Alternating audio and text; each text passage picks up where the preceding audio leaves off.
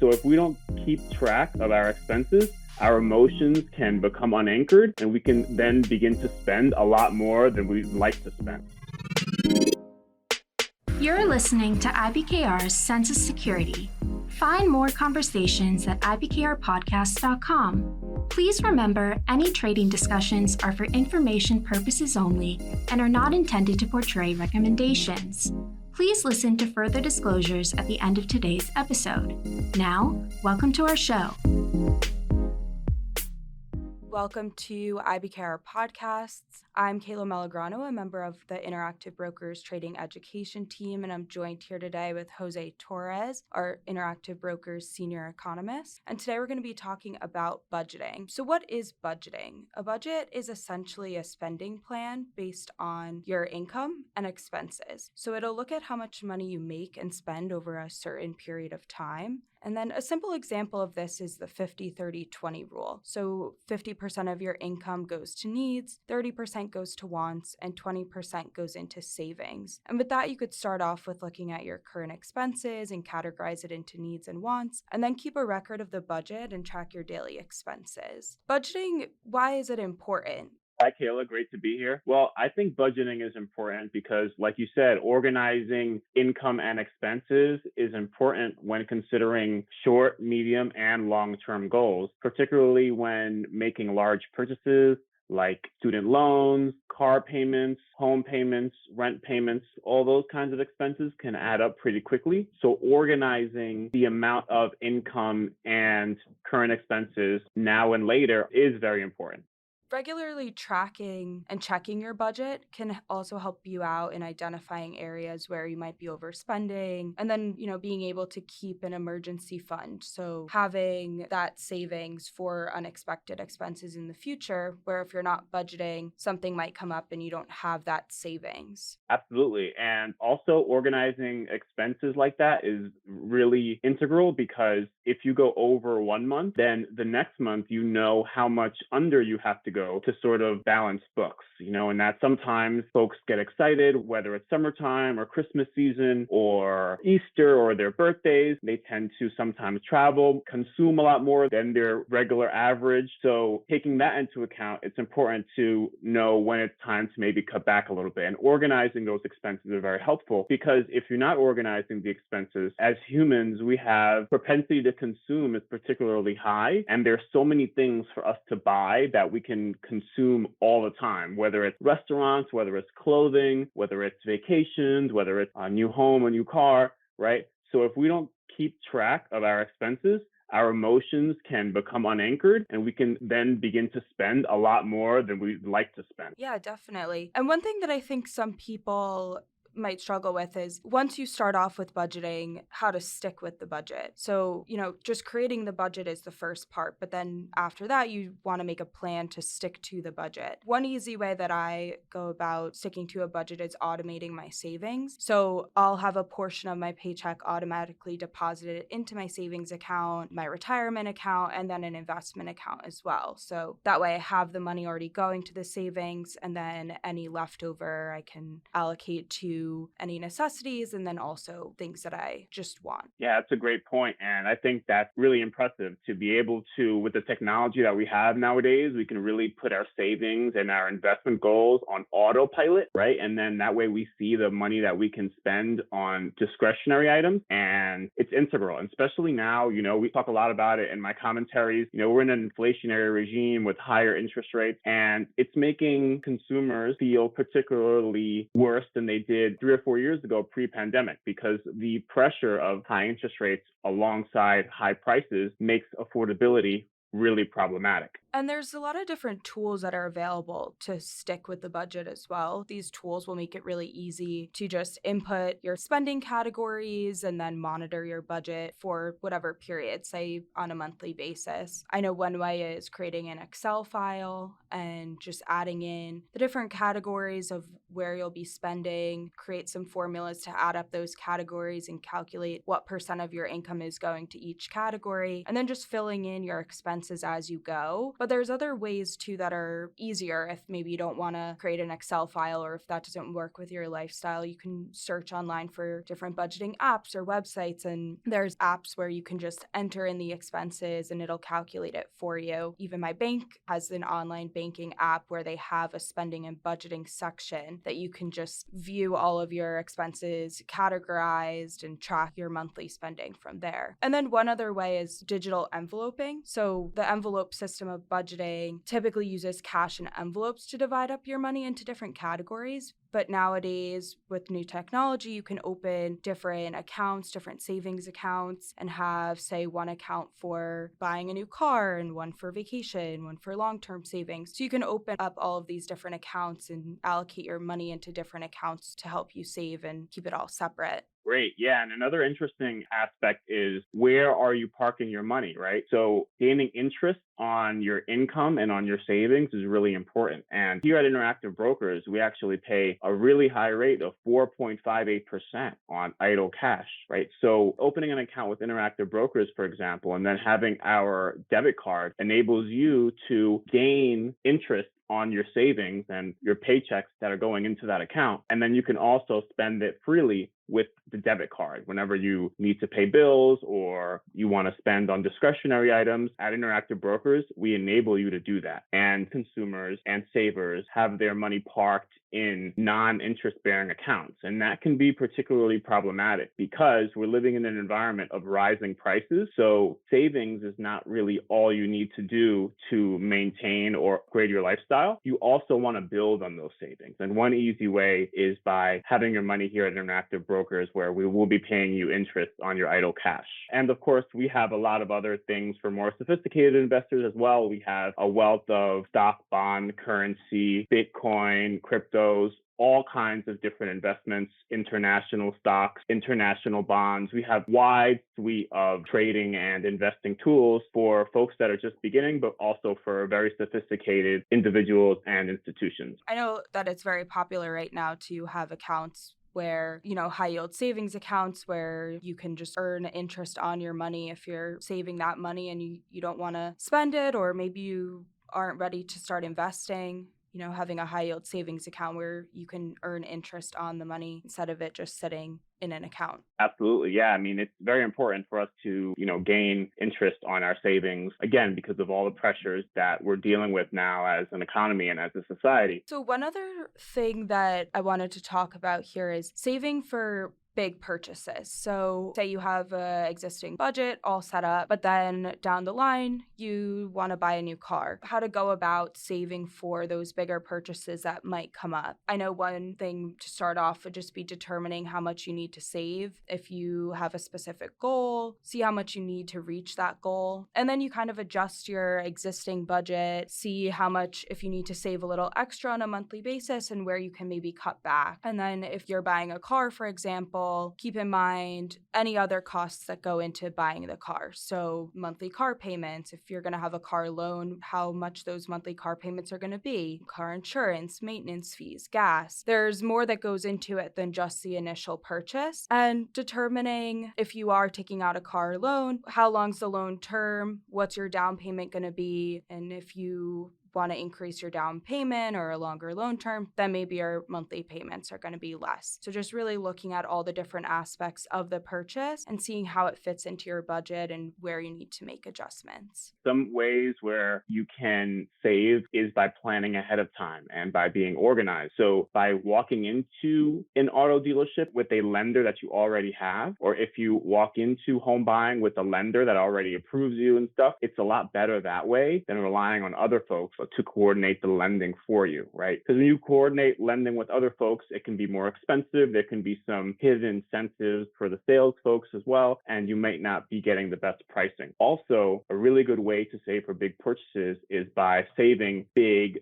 paychecks, right? So some folks get really big tax return checks during the tax season, which runs from January to April. So taking that money and maybe not spending it on discretionary items, but using it maybe to rent a new apartment or buy a vehicle, a car, or buy a house or something like that, and saving those big chunks because, they're generally higher than one's paychecks.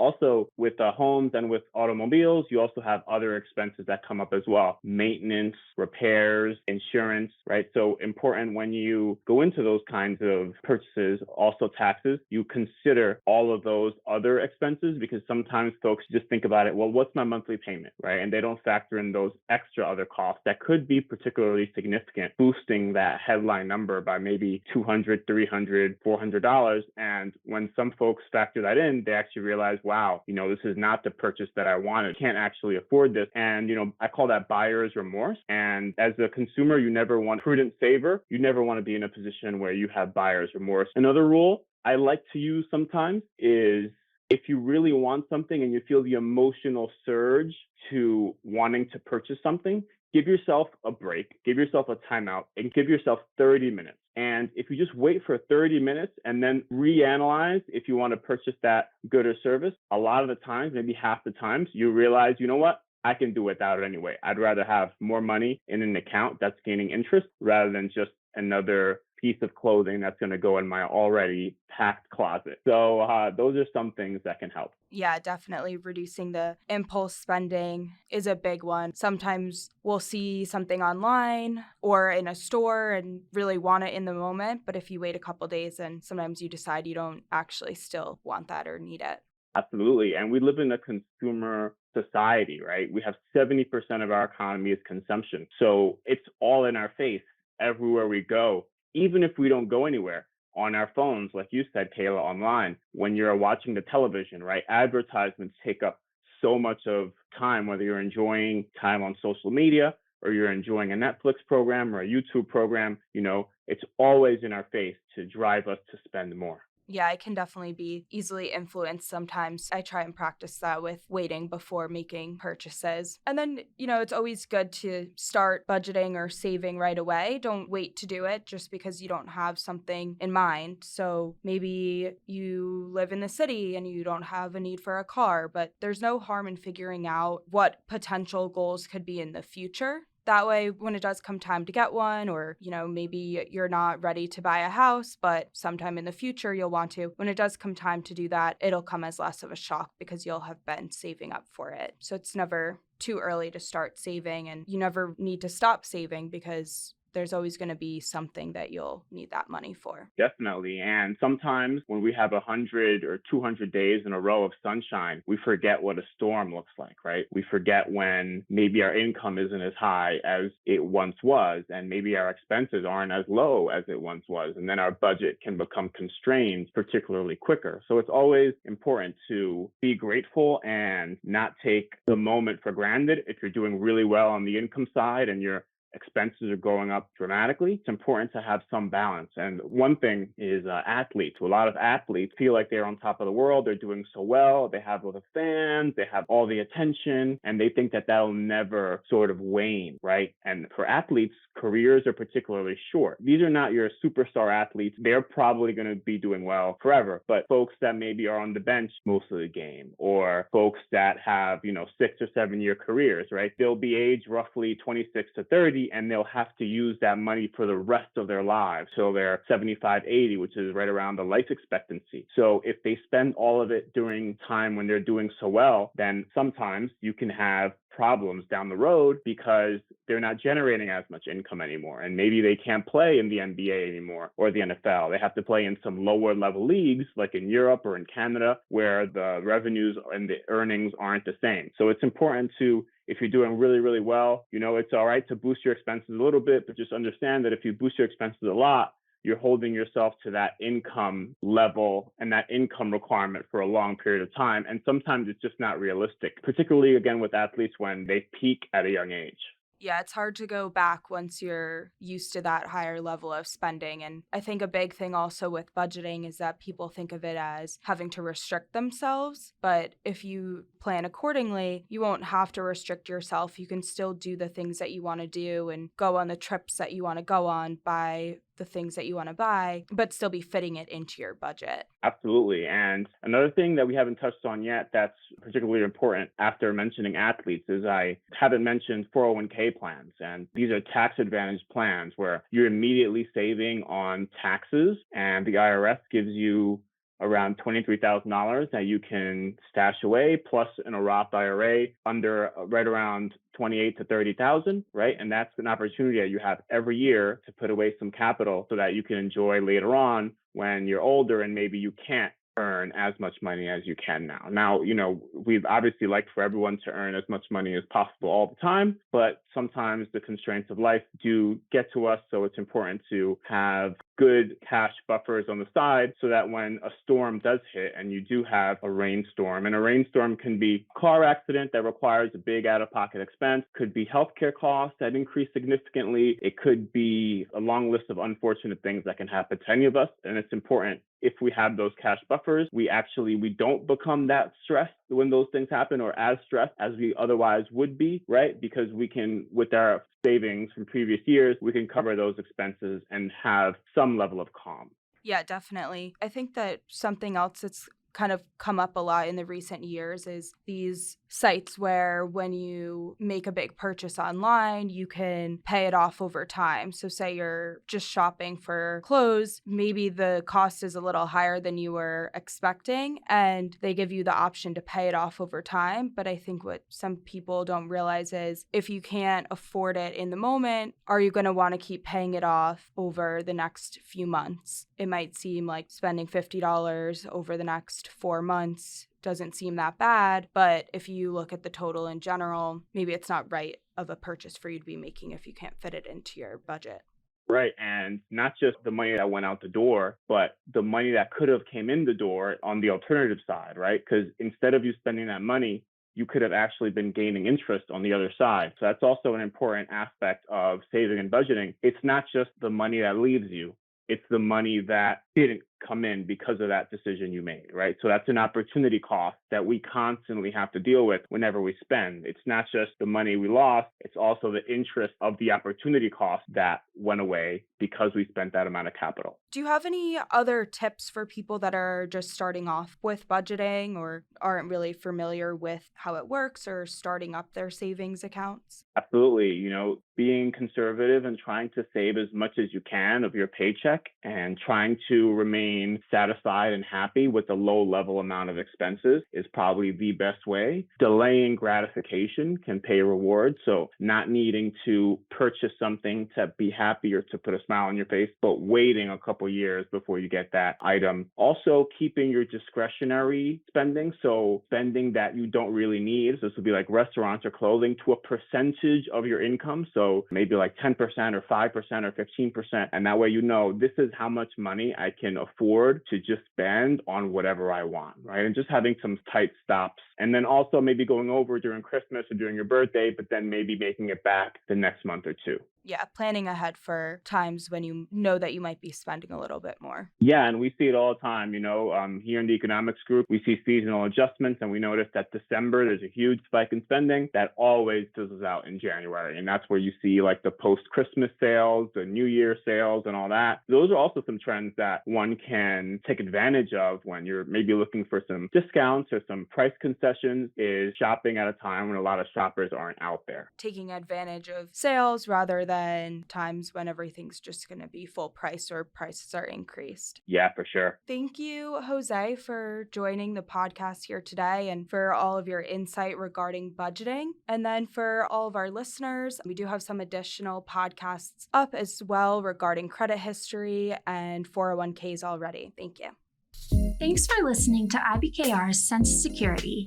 As always, there's more content at ibkrpodcast.com. And if you're interested in learning more about interactive brokers, visit ibkr.com. We offer more trading education content such as webinars, market commentary, market-related courses, and quant-related articles at ibkrcampus.com. The analysis in this material is provided for information only and is not and should not be construed as an offer to sell or the solicitation of an offer to buy any security.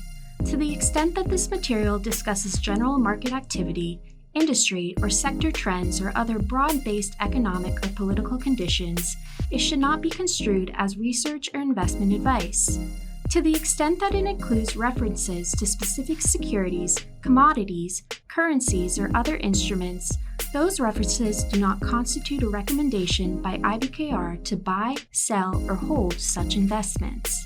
This material does not and is not intended to take into account the particular financial conditions, investment objectives, or requirements of individual customers. Before acting on this material, you should consider whether it is suitable for your particular circumstances and, as necessary, seek professional advice.